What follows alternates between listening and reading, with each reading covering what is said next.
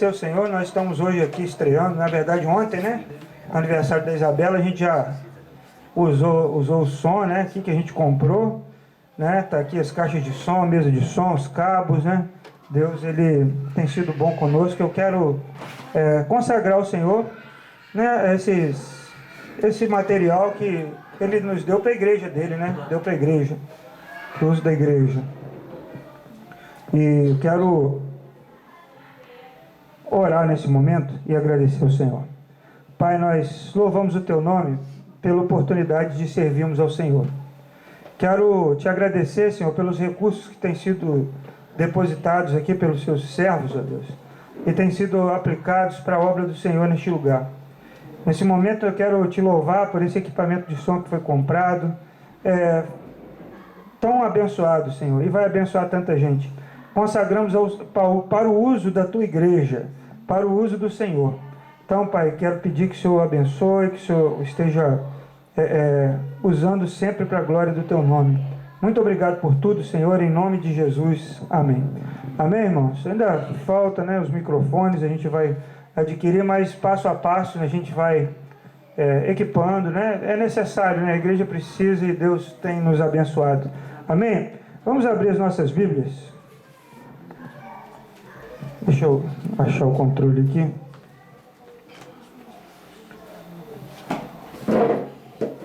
Hoje o tema da mensagem é o desinibido de Jerusalém. Quem conhece o desinibido de Jerusalém? Levanta a mão. Conhece o desinibido de Jerusalém? Oi? Ah, tá. Depois a gente faz, que a gente veio e trouxe e eu me distraí aqui. O desinibido de Jerusalém. Marcos capítulo 14, 51 e 52. Está aí, ó. Um jovem vestindo apenas um lençol de linho estava seguindo a Jesus. Quando tentaram prendê-lo, ele fugiu nu, deixando o lençol para trás. Que coisa, né? Que situação, né, irmãos? A Bíblia tem cada coisa, né? Interessante. Então, na Bíblia são o quê? 4 evangelhos. Essa história resumida é encontrada somente no Evangelho de Marcos. Parece ser sem importância, mas só parece. Talvez você nunca parou para prestar atenção nesse texto, mas o fato é que essa pequena história oferece lições preciosas para nós, né? Esse jovem estava ali em Jerusalém no momento assim, nos momentos finais da vida de Jesus. Ele ouviu aquele tumulto e não sei se ele estava já deitado e não quis mudar a roupa, saiu para ver o que estava acontecendo, meteram a mão nele, né? E arrancaram a roupa dele, o lençol. Alguns falam que ele é o próprio Marcos. Alguns falam que ele é o jovem rico, que Jesus falou assim: vende tudo que você tem e dá aos pobres. Ele ficou só com esse lençol. Algumas pessoas falam isso, mas o fato é que essa história ela tem coisas para nos ensinar, né? Então aquela movimentação toda chamou a atenção. Aqui o bairro é tranquilo, né? Então quando a gente escuta um movimento a mais, a gente vai na janela olhar, né? Estranho. Imagina em Jerusalém, nos momentos finais da prisão de Jesus, que tumulto aconteceu ali. E esse jovem ouviu e apenas com lençol saiu na rua. Então nós vamos ver algumas coisas, algumas lições que esse pequeno texto nos dá.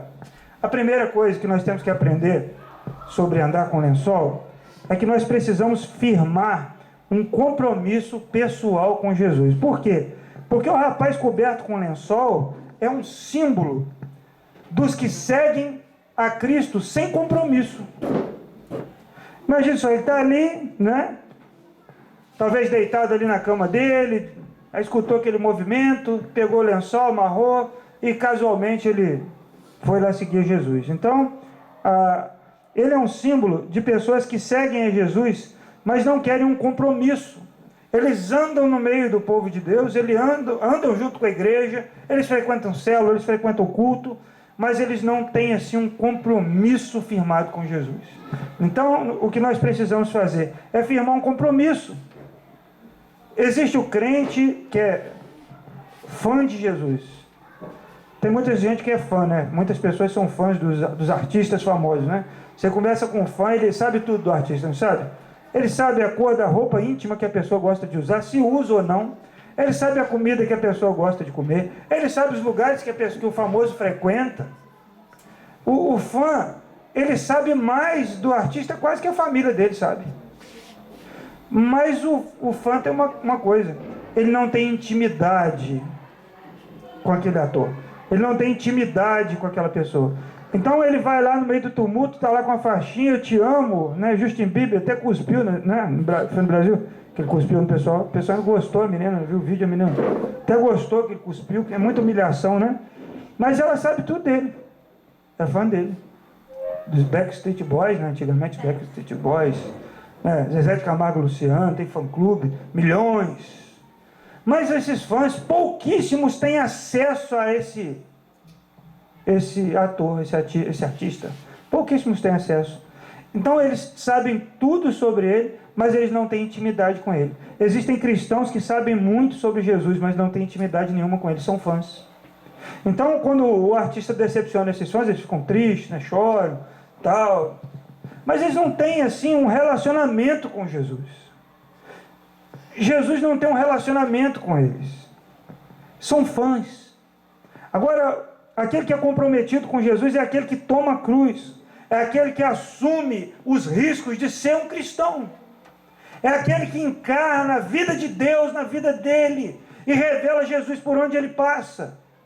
Ele sabe sobre Jesus, ele vive como Jesus. E ele busca viver uma fé que contamina as outras pessoas, que traz contágio. Né? Ele é comprometido. Esse menino estava lá, deitado, na caminha dele, quentinho, escutou um barulho. Não vou nem... Vou ver o que é isso aí. Jesus, tá bom. Então ele jogou ali aquele lençol e foi. Nós não podemos servir a Jesus sem ter um compromisso real com ele. É um auto-engano. E tem muita gente sendo enganada. Muita gente se auto-enganando. É fã de Jesus, mas não desenvolve intimidade com ele. Não o recebeu como Senhor e Salvador de sua vida. Né? Atos 4:12. Acho que está aqui. Não está aqui não. Está aqui só. Atos 4:12 diz: a salvação só pode ser conseguida por meio dele, pois não há no mundo inteiro nenhum outro Deus, nenhum outro nome que tenha dado entre os homens, pelo qual importa que sejamos salvos. Não tem debaixo do céu outro nome. Então, nós não podemos servir a Jesus de maneira superficial. Não podemos. Né? Segunda lição, segundo conselho, segundo aprendizado é que nós devemos abandonar um modo superficial de vida cristã. Porque esse rapaz que se vestiu com lençol, ele também é um símbolo daqueles que vivem superficialmente a sua vida com Deus. O verso 52 diz que o lençol, né, a gente entende que era a única cobertura que aquele jovem possuía. Era um arranjo, era algo que estava muito fino. Às vezes nossa espiritualidade, ela é rasa. A nossa espiritualidade é uma casquinha muito fina, e qualquer pequena decepção a gente acaba perdendo ela. Então nós precisamos desenvolver um relacionamento mais profundo com o Senhor. Como aquele texto de Ezequiel, quando Deus manda ele andar assim, mede tantos metros, ele mediu água nos artelhos, nos joelhos, na cintura. Deus mandou ele aprofundar. Quando ele chegou no lugar que ele não podia mais controlar, ele estava já no fundo, aí sim. Deus quer que nós estejamos imergidos nele, envolvidos completamente pela vontade de Deus, pela presença de Deus. Né? Na oração, na leitura da palavra, no ouvir o coração de Deus, ouvir o que ele compartilha. Quanto tempo nós não ouvimos a voz de Deus? Há quanto tempo você não ouve a voz do Senhor? Tem gente que o relacionamento com Deus é só isso aqui, o ajuntamento, né? Aí se emociona, canta, lê a Bíblia aqui, passa a semana inteira sem nenhum tipo de contato com Deus, com a palavra dele, com ele. É um relacionamento superficial. Não é que é assim, é uma aparência, as pessoas têm uma aparência, a Bíblia chama de uma aparência de piedade, mas lá dentro mesmo não aconteceu ainda uma revolução. Porque se alguém puxar o lençol, revela a intimidade, revela que por baixo não tem nada, ou seja, é uma capa. É uma capa, somente a capa, e mais nada. Então nós precisamos de um compromisso com Deus, um compromisso eu não sei, assim, bem como de uma entrega, de forma que a gente não tenha mais uma opção, sabe como é? Como Eliseu, quando foi chamado pelo profeta Elias, foi lá, pegou o boi que ele arava, o carro de boi, né, o arado, quebrou, matou os bois, fez um churrasco e foi embora despedir da família. De seguir Jesus é tomar uma decisão para não voltar mais atrás. Aí nós queremos ser assim, seguidores de Jesus de forma casual, só para ocasionalmente, a gente tem aquela aparência, mas Deus quer mais de nós. Deus quer que nós nos aprofundemos no relacionamento com Ele e deixemos a superficialidade. Isso vai transformar, irmãos. Vai transformar a nossa história, a nossa vida, as pessoas que estão ao nosso redor. Porque o relacionamento que Deus tem para nós é muito mais do que o que nós muitas vezes desenvolvemos. E à medida, quanto mais nos aproximamos de Deus, mais profundo fica esse relacionamento. De forma que a presença dele, a glória dele vai transformando a nossa vida. Né? Esse jovem estava lá, né? Com seu lençolzinho, mas era uma cobertura tão frágil, né? É uma espiritualidade tão fraquinha. Não tem, se um bêbado que sabe algum versículo da Bíblia te contesta, você não sabe nem responder aquele bêbado. Devia ter um monte por aí que sabe muito, sabe filosofia, sabe teologia, porque você não tem um relacionamento, você não tem uma leitura, você não tem um contato com Deus, você não teve uma experiência. Fala assim, olha, eu não sei te responder isso aí dentro da teologia não, mas eu sei de uma coisa, eu era cego, agora eu vejo. Como aquele cego de João, João capítulo 9, quando perguntaram para ele, quem te curou é pecador? Ele falou, se é pecador eu não sei, eu sei de uma coisa, eu era cego e agora eu vejo. Então não tem essa experiência, né? Quanto a fato não há argumento. A pessoa vai te ouvir se você tiver um testemunho, uma experiência com Deus. Então nós precisamos ser obedientes em tudo. Às vezes somos obedientes só que nos interessa, né? A Sofia às vezes ela obedece condicionalmente, né? Se eu obedecer eu vou ganhar o que com isso? Não vai ganhar nada, você tem mais é que obedecer, né? Obediência condicional não é obediência. E nós muitas vezes só obedecemos no que nos convém. Temos, né, um trato com Deus de obediência que é só até onde nos convém. Então nós precisamos mudar isso, né? Então muita gente é conhecido como cristão, é membro da igreja, está envolvido com alguma coisa, mas a cobertura é muito fininha, muito frágil. Nós precisamos de nos transformar. Terceira lição, nós precisamos romper com os interesses egoístas, né? Porque o rapaz coberto com lençol era adepto, né? Entre aspas, de levar vantagem em tudo. Naquele tempo, como é que era a roupa dos homens? Não era assim um roupão comprido? No escuro, todo gato é pardo, não é isso que o pessoal fala? Todo gato é pardo. Se não tivesse acontecido situação nenhuma, o jovem ia se passar muito bem como tivesse vestido, não ia? Ou não? Ele ia. Ninguém ia perguntar, você está com lençol enrolado? Não, ele ia ficar ali no meio de todo mundo estava com roupa comprida. Todo mundo estava com a roupa mais ou menos da mesma cor, porque não tinha assim tanta variedade de cores. Então, se nada tivesse acontecido, o jovem se passaria por uma pessoa vestida como outra qualquer. Mas aí, ele se deu mal porque alguém puxou aquela roupa dele, né? Ele pensou assim, isso vai dar certo, né? Se colar, colou. Como o testemunho de um irmão que eu vi uma vez, que lá em Pádua, ele, na época que começou as vistorias de carro, ele contou um testemunho na nossa classe de novos convertidos. Ele, pastor, foi uma benção para o nosso pastor lá. Eu tenho uma benção para contar. Qual a benção que você tem para contar? Ele, olha, meu carro estava com a lanterna queimada, o pneu careca, não sei o que, botou a lista de defeitos do Fusca dele. Fusca branquinho. E eu levei o carro pela fé, pastor. Porque eu acreditava que o carro ia passar na vistoria, pastor. Aí o pastor ficou olhando assim para ver onde ia chegar.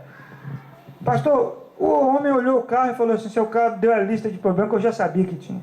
Mas ele me chamou no cantinho e falou, você me dá 20 reais, na época 20 reais, né, 20 anos atrás, você me dá 20 reais que eu passo o seu carro na vistoria. Ele falou, olha que benção, pastor. Eu ia gastar não sei quanto lá, mais de 200 para arrumar o carro. O cara fez por mim, isso é benção. O pastor desconversou, mudou de assunto, falou, depois a gente fala sobre isso. Né? Tem gente que gosta de fazer jeitinho. Tem jeitinho que é pecado. Às vezes quer levar vantagem, né? Isso deu certo. Às vezes, se dar certo não é significado, não significa ser certo. Então, como cristãos, nós não podemos levar a vida assim de qualquer jeito. Vamos tocar assim, vamos adaptar aqui, vamos ajeitar. Quem sabe passa, né? Eu confesso, outro dia eu dei um jeitinho na vistoria, irmão. Vou confessar para os irmãos. Eu fui lá em Araruama fazer vistoria e reprovou um pneu só do carro, do Gol. Um pneu traseiro do lado direito. Passou tudo. Eu falei, meu Deus do céu, eu vou ter que comprar um pneu, vou voltar aqui. Aí meu amigo estava lá, me emprestou o pneu do carro dele, o step do carro dele, era a mesma medida, botou lá. O cara nem olhou o pneu. Ele entrou.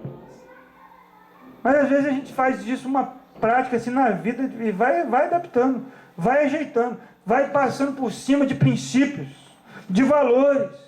Esse rapaz podia estar pelado no meio do povo, o povo judeu não podia ficar exposto. Ele passou por cima das leis, do costume do povo dele.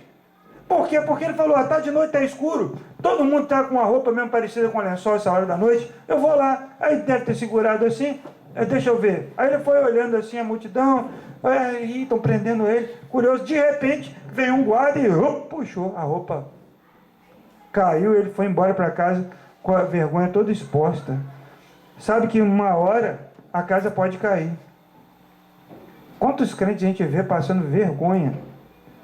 E quando acontece, o camarada que sabe que o cara é crente, fala, como pode você, um cristão, fazer um papelão desse?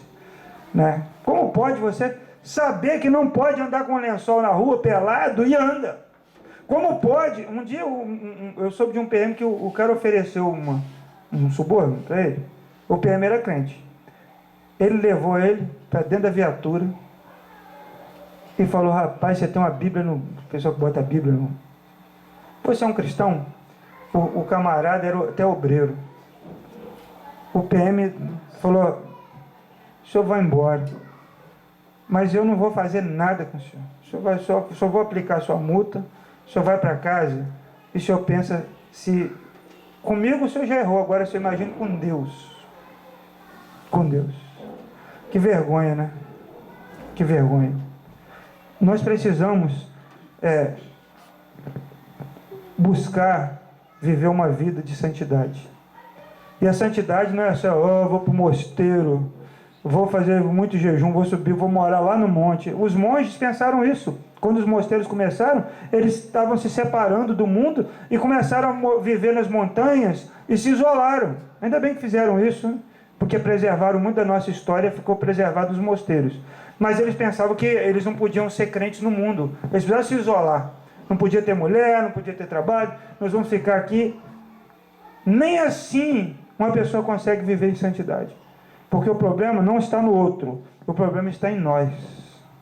Então nós precisamos resolver a nossa vida com Deus hoje, no lugar onde nós estamos.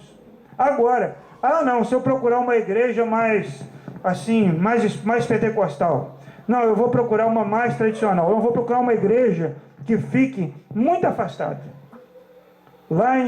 Diz que lá em Cantagalo, aí eu vou a pé para lá. Não adianta, as pessoas tentam fazer isso, os monges, eles se puniam quando eles tinham pensamentos pecaminosos, quando eles cobiçavam mulher, e mesmo assim continuavam, eles ficavam amarrados, se prendiam.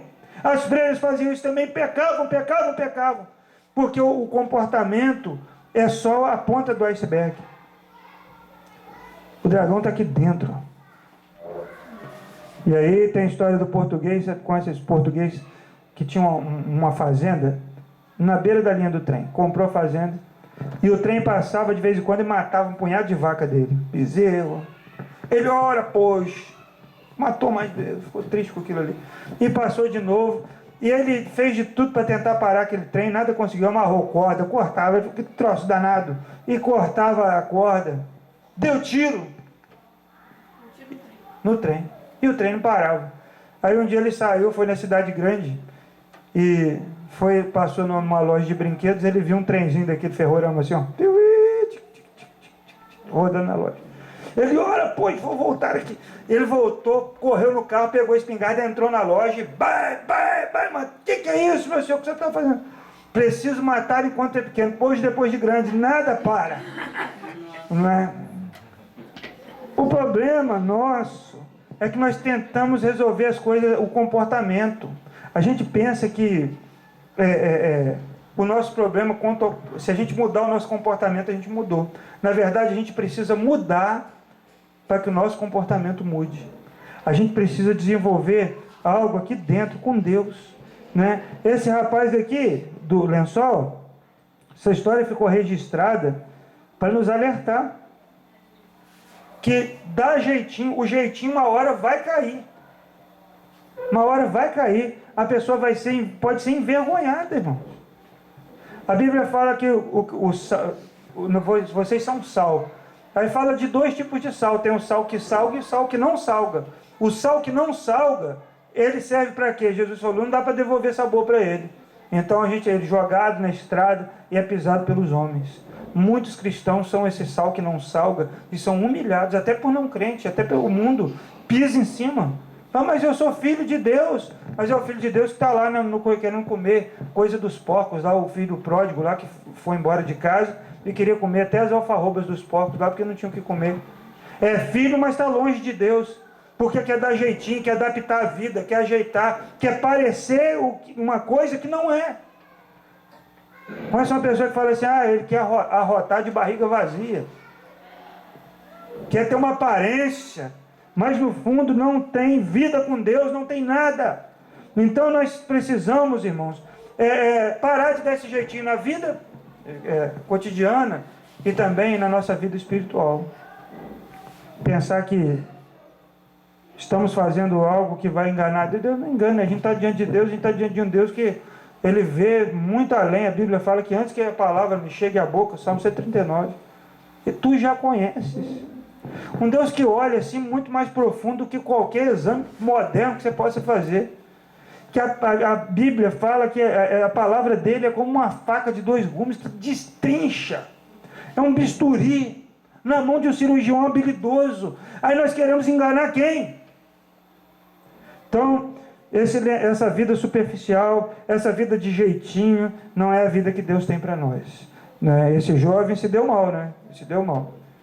Em último lugar, a gente precisa estar sempre preparado. O rapaz que se cobriu com lençol, ele simboliza aqueles que andam vulneráveis e desprevenidos. Quantos cristãos têm medo da morte? Não da morte em si, mas o medo de se encontrar com Deus. E aí está de frente com Ele, já pensou? Quantos cristãos não gostam nem de falar que Jesus vai voltar, porque, não, que ele espere, mas que eu preciso estar preparado. Nós precisamos estar preparados para a volta de Jesus hoje. Agora, já pensou se tem, eu ia até colocar um vídeo aí que eu não encontrei o vídeo, não sei se vocês já viram na internet, um vídeo, o pastor está lá pregando e tal, de repente o microfone cai no chão, são um monte, desaparece todo mundo. Agora imagina você estar de frente com Deus Todo-Poderoso, tudo que você fez escondido vai baixar assim num telão, assim, suas obras vão ser expostas. Frente a frente com Deus, você vai ter que encarar Ele. Nós precisamos estar preparados para qualquer momento, nós não sabemos o dia nem a hora. Não, eu sou muito jovem, eu tenho filhos para criar, eu tenho muita coisa para produzir ainda, Deus vai ter misericórdia de mim. A morte, meu filho, pode bater a porta de qualquer um. Lembra da morte no desenho do Pica-Pau? Que chegava lá com a foice dela, né, discutindo lá com o Pica-Pau, e o Pica-Pau tentando negociar com ela, mas com a morte a gente não negocia. Só um venceu a morte, Jesus. E a morte pode chegar a qualquer momento. Jesus pode voltar a qualquer hora. E como a gente vai fazer diante dele? Então nós precisamos estar preparados. Esse jovem, ele estava assim vulnerável. Ele podia chegar em casa ileso, com o lençolzinho dele, já deitar na caminha dele, tranquilo. Ele podia. Mas era frágil aquela cobertura. A vida dele era frágil. Nós precisamos estar preparados para qualquer momento Jesus voltar. Né? O texto de Efésios fala que nós devemos nos vestir com uma armadura. Efésios capítulo 6, de 10 a 17. Finalmente, irmão, fortaleçam-se no Senhor e no seu forte poder. Vistam toda a armadura de Deus para poderem ficar firmes contra as ciladas do diabo. Por isso, vistam toda a armadura de Deus para que possam resistir no dia mau e permanecer inabaláveis depois de terem feito tudo.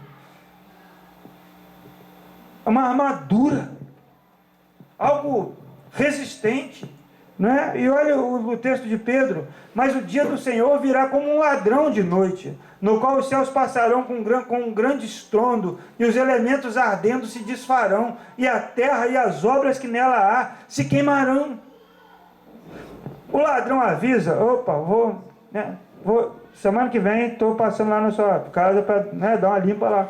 Se ele avisar, o que você faz? Se prepara, não é? Ele não avisa. Você desconfia. Olha, que cara é meio estranho. Tem alguém rondando. Mas ele não avisa se ele vai entrar hoje na sua casa, se ele vai entrar amanhã, se ele vai entrar semana que vem. O dia do Senhor, ele é esperado.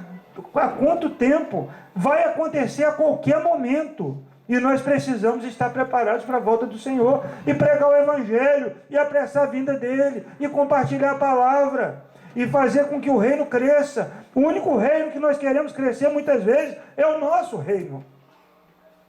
É o nosso castelo de cartas que com sopro cai e desmorona. Então, nós precisamos estar preparados, porque o dia do Senhor, ele vai vir. Jesus vai voltar, irmãos.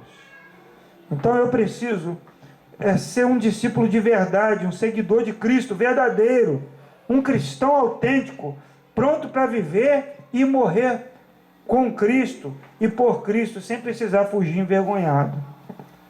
Né? Quantas pessoas precisam ficar sempre voltando atrás e não vou fazer mais, e volta. Por que será isso? A gente precisa firmar um compromisso e ser aqui, viver e morrer com Cristo e por Cristo. Né? Os cristãos que morrem no mundo,